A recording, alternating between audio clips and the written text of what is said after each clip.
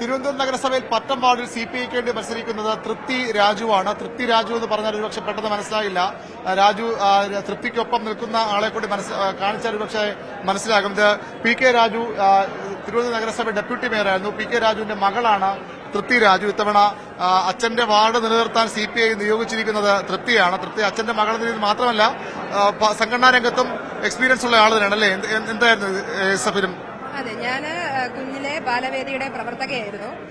പിന്നീട് ഞാൻ ബാലവേദിയുടെ തിരുവനന്തപുരം ജില്ലാ പ്രസിഡന്റായി. പിന്നീട് ഞാൻ ASFന്റെ ജില്ലാതലത്തിലും സംസ്ഥാനതല നേതാവായിട്ടും ഒക്കെ പ്രവർത്തിച്ചിട്ടുണ്ട്. പിന്നീട് ഞാൻ AYFന്റെ ജില്ലാ കമ്മിറ്റി അംഗമായി പ്രവർത്തിച്ചു. ഇപ്പോൾ നിലവിൽ ഞാൻ CPIയുടെ ലോക്കൽ കമ്മിറ്റി അംഗമായിട്ട് പ്രവർത്തിച്ചു വരികയാണ്.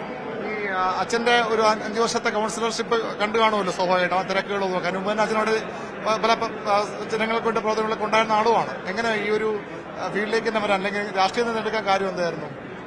ഞാൻ കുഞ്ഞിലെ മുതലേ അദ്ദേഹത്തിന്റെ കറകളഞ്ഞ രാഷ്ട്രീയ സ്നേഹവും അദ്ദേഹത്തിന്റെ കമ്മ്യൂണിസ്റ്റ് ആശയങ്ങൾ ഉൾക്കൊണ്ടുകൊണ്ട് അത് ഉയർത്തിപ്പിടിച്ചുകൊണ്ടുള്ള ജീവിതവും കണ്ടു വളർന്ന ഒരാളാണ്. അദ്ദേഹം AYFന്റെ ജില്ലാ പ്രസിഡന്റായിട്ടിരിക്കുമ്പോൾ നഗരത്തിൽ നമ്മുടെ അനന്തപുരിയുടെ നഗരവീഥികളിൽ ഉണ്ടായ സമരങ്ങളെല്ലാം നമുക്ക് ഓർത്തെടുക്കാൻ സാധിക്കും. രക്തക്കറ നിറഞ്ഞ ഷർട്ടുമായിട്ടൊക്കെ അദ്ദേഹം വീട്ടിൽ വന്ന് പെട്ടെന്ന് കുളിച്ചിട്ട് പിന്നീട് മാസങ്ങളോളമുള്ള ജയിൽവാസവും എല്ലാം കണ്ടു വളർന്നൊരു വ്യക്തിയാണ് ഞാൻ. അതുകൊണ്ട് തന്നെ കുഞ്ഞിലെ ഒരു പാർട്ടിയോട് അമിതമായ ഒരു സ്നേഹവും ഭയങ്കരമായിട്ടുള്ള ആരാധനയും എനിക്കുണ്ടായിരുന്നു. അങ്ങനെയാണ് ജീവിതത്തിലുടനീളം ഒരു കമ്മ്യൂണിസ്റ്റുകാരിയായിട്ട് ജീവിക്കണം എന്നുള്ള ഒരു ആഗ്രഹമുണ്ടായത്. അതിന് പിന്തുടർന്നുകൊണ്ടാണ് ഇങ്ങനെ ഓരോ. പഠിച്ചതൊക്കെ എന്തായിരുന്നു? ഞാൻ 10ാം ക്ലാസ് വരെ സെന്റ് മേരീസ് പട്ടം സ്കൂളിലാണ് പഠിച്ചത്. അതിനുശേഷം ഞാൻ പട്ടം ഗേൾസ് ഹൈ സ്കൂളിൽ പഠിച്ചു. അതിനുശേഷം ഞാൻ ബിരുദം പഠിച്ചത് ഗവൺമെന്റ് വിമൻസ് കോളേജിലാണ്. പിന്നീട് ഞാനിപ്പോൾ PG IGNOU യൂണിവേഴ്സിറ്റിയിൽ ചെയ്യുകയാണ്. നിലവിൽ ഞാൻ LLBയുടെ നിയമ വിദ്യാർത്ഥിനിയാണ്. കേരള ലോ. പഠനത്തിനിടെയാണ് ഈ തെരഞ്ഞെടുപ്പ് രംഗത്തേക്ക് കൂടി ഇറങ്ങുന്നത് അല്ലേ? അതെ അതെ, പഠനത്തിനിടെയാണ് ഞാൻ തെരഞ്ഞെടുപ്പ് രംഗത്തേക്ക് എത്തുന്നത്. എന്താണ് മകൾക്ക് നൽകാനുള്ള ഉപദേശം? മകളെന്നല്ല, കമ്മ്യൂണിസ്റ്റുകാരിയായി ജീവിക്കുക എന്നുള്ളതാണ് ലക്ഷ്യം. നിരവധി സമര പോരാട്ടങ്ങൾ നടക്കുമ്പോൾ കൈക്കുഞ്ഞായിരുന്നു. മകളെ പ്രസവിച്ച് ആശുപത്രി കിടക്കുമ്പോൾ ഞാൻ ജയിലിലായിരുന്നു. എന്റെ ഒറ്റ ഉപദേശമുള്ള കമ്മ്യൂണിസ്റ്റുകാരിയായിരിക്കും. മകളെന്നുള്ള ഒരു മുൻഗണനയും കൊടുത്തിട്ടില്ല. ആ സീറ്റ് നിലനിർത്തണം. ഞാൻ തുടങ്ങി വെച്ച കോടാനുകോടി രൂപയുടെ വികസനമാണ് പട്ടത്ത് നടത്തിയിട്ടുള്ളത്. ആ പട്ടം വാർഡിന്റെ മുഖച്ഛായ ഇനിയും മാറാനുണ്ട്. ഒരു പ്രധാനപ്പെട്ട സ്ഥലമാണ് തിരുവനന്തപുരം നഗരത്തിന്റെ പട്ടം.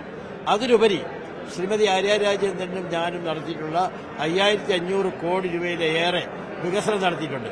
അങ്ങനെ വരുന്ന ഭരണസമിതിയെ കൈകോർത്ത് പിടിച്ച് ഇടതുപക്ഷത്തെ ഐക്യവും കേരളത്തിലെ തലസ്ഥാന നഗരിയിലെ ലോകത്തിന് മാതൃകയായിട്ടുള്ള തിരുവനന്തപുരം നഗരസഭയെ ഇടതുപക്ഷ ജനാധിപത്യ മുന്നണിയുടെ ഒരംഗമായി ജയിച്ചു വരുന്നത് സ്വന്തം കാലിൽ നിന്നും പാർട്ടി പറയുന്നതനുസരിച്ചും ഇടതുപക്ഷം പറയുന്നതനുസരിച്ച് മക്കൾ രാഷ്ട്രീയ ആരോപണമൊക്കെ വരുമോ? അച്ഛന് മാറുമ്പോൾ മകൾക്ക് സീറ്റ് കൊടുക്കുന്ന അവിടെയാണ് ഞാൻ പറഞ്ഞത്. ബാലവേദിയുടെ ജില്ലാ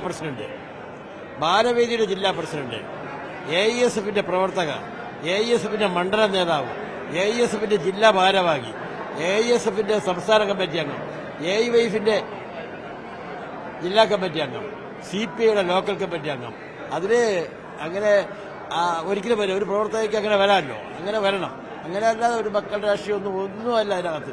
കമ്മ്യൂണിസ്റ്റുകാരിയായി ജീവിക്കുക, ഇടതുപക്ഷ ഐക്യം കാത്തു സൂക്ഷിക്കുക. അതുതന്നെയാണ് PK രാജുവിന് മകളോട് പട്ടത്തെ പുതിയ സ്ഥാനാർത്ഥിക്ക് നൽകാനുള്ള ഉപദേശം.